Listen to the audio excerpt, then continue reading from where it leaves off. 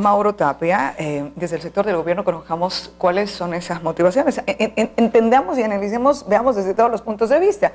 Personalmente tengo sentimientos encontrados en este tema, Mauro, le soy muy sincera. Nosotros estuvimos en la defensa del tema del Yasuní, y ahora que de pronto se va a dar finalmente la explotación, obviamente que sentimos esa parte que quizás no hicimos lo suficiente para defender. Mauro, muy buenos días, bienvenido, gracias por estar esta mañana con nosotros. Muy buenos días, Marianela. Efectivamente, creo que el golpe, el dolor es para todos, y creo que el dolor más alto es para el gobierno nacional, para el presidente de la República, quien fue quien impulsó realmente la iniciativa Yasuní ITT.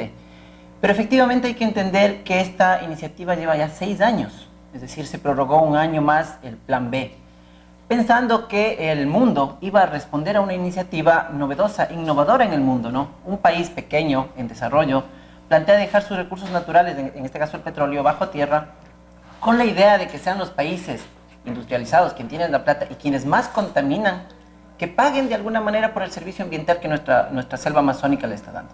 Lastimosamente, como dice el presidente, esta iniciativa estuvo adelantada para los tiempos. Y no nos queda más que ser responsables con el país, y en el país donde básicamente mueren personas por no tener la suficiente inversión para mejorar, por ejemplo, temas de agua potable, de salud, es absolutamente responsable utilizar los recursos naturales con la mayor tecnología posible para generar el menor impacto ambiental. En este caso estamos seguros de que no se va a generar ningún impacto ambiental. Ahora, ¿cómo garantizamos aquello? Porque claro, es entendible lo que usted nos dice. El dinero que tenemos allí salva vidas y salva el tema de agua potable. En Santo Domingo tenemos una inversión del municipio, un presupuesto anual que cuando usted suma solamente de la última administración, tranquilamente hubiésemos tenido que el tema del agua potable sin tener que hacer el famoso crédito que ahora lo vamos a tener que pagar. Y gran parte de ese dinero se queda ¿en dónde? Y entonces ahora se va a explotar el Yasuní ITT, se va a aprovechar, pero finalmente el recurso va a llegar para quienes lo necesitan, y el justificativo, y entonces ahí se caerá. No, es que no es ningún justificativo. O sea, es absolutamente responsable pensar que en un país donde como nunca hemos tenido unas inversiones planificadas, el país hoy cuenta con una planificación nacional, es importante entender que tenemos ya una ruta trazada respecto de inversión, que básicamente como Estado ecuatoriano, como gobierno nacional, hemos avanzado, hemos invertido 12.000 millones de dólares en temas sociales desde el año 2007 hasta este año, hasta el año 2012. Entonces, vemos que los indicadores del país han mejorado, efectivamente, pero es absolutamente necesario empezar a combatir los males de la pobreza, como dice el presidente. La desnutrición, el dengue, es decir, males que no deberían existir cuando el país requiere avanzar hacia un estado de equilibrio respecto, por ejemplo, de satisfacción de necesidades básicas. Ok, entendamos un poco más. Para eso es importante este tema del Yasuní. Ok, es para qué se necesita. Ahora, anterior a eso, ¿cuál era la propuesta? Y finalmente, cuando el gobierno decía en rueda de prensa la semana anterior y decía, el mundo le falló al Ecuador, ¿cuánto finalmente se logró recaudar? Marianela, la iniciativa Yasuní ITT, como te digo, comenzó hace 6 años. La idea fundamental era que las reservas del Yasuní ITT estaban valoradas en unos 7.200 millones. De eso el Ecuador pretendía recoger 3.600 millones en 12 años. Eso significaba aproximadamente el 50%. Exactamente, sí, solamente una compensación del 50%. Eso significaba recoger 300 millones al año. ¿300.000? 300 millones al año. Ah, ok. Ya. Okay. Efectivamente, la iniciativa Yasuní ITT recogió más o menos 118 millones de dólares. De esos, evidentemente, la mayor parte eran fondos de compensación para protección ambiental.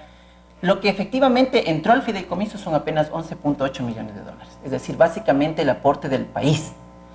¿Qué pasa con la comunidad internacional? Porque esto fundamentalmente era una iniciativa lanzada a un debate respecto de la corresponsabilidad mundial sobre el cambio climático. Ahora, el cambio climático es un tema que todo el mundo lo está tratando, que desde los Estados Unidos se promueve.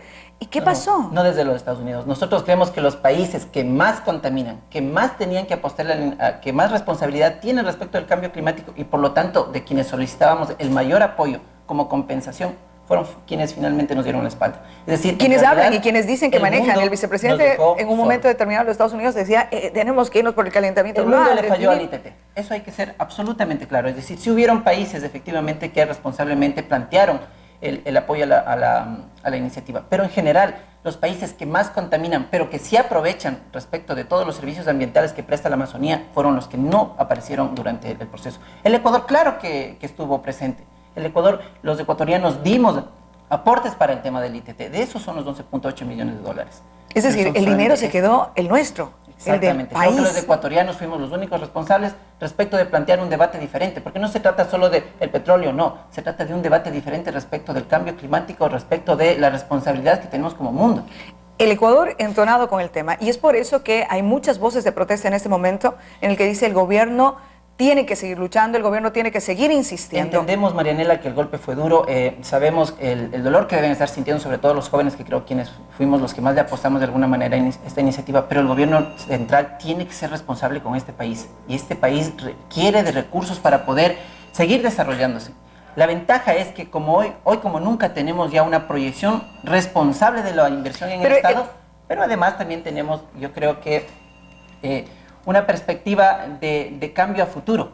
Por decirte, los recursos del ITT ni siquiera van a empezar a registrarse en este gobierno. A partir de la explotación, a partir de 3 años después vamos a empezar realmente a tener rentas por parte del petróleo. Es decir, no estamos pensando en una inversión para este gobierno, estamos pensando en una inversión sostenida para el Estado ecuatoriano. Ahora, cuando ustedes hablan de proyección responsable, entendemos que el gobierno a nivel nacional tiene el Plan Nacional de Desarrollo, que está muy bien concebido, pero ¿qué pasa cuando eso no aterriza? Cuando eso finalmente las autoridades locales no lo entienden y entonces ese recurso terminará encaminándose a otras cosas. Entendemos que la mayoría de los municipios y provincias en este país no tienen efectivamente los servicios que requieren, pero justamente estamos en ese esfuerzo, o sea, parte de los dineros del Yasunítete, muchos de los recursos, más o menos unos 2.500 millones, van a ir a los gobiernos autónomos descentralizados para poder equilibrar las brechas sociales. Porque acuérdate que parte de las apuestas de este nuevo plan de gobierno es justamente reducir las brechas sociales, entendiendo que además lo más costoso en el Ecuador es justamente la dotación de servicios básicos. Tenemos participación vía telefónica y nos gustaría mucho que la gente pregunte, participe. Este es el momento en el que debemos elevar nuestra voz, y quién mejor del otro lado, un representante del gobierno en Santo Domingo, que nos diga su punto de vista, y debemos armar estos consensos, encontrar estas cosas iguales, porque estamos peleando del mismo lado, a veces como que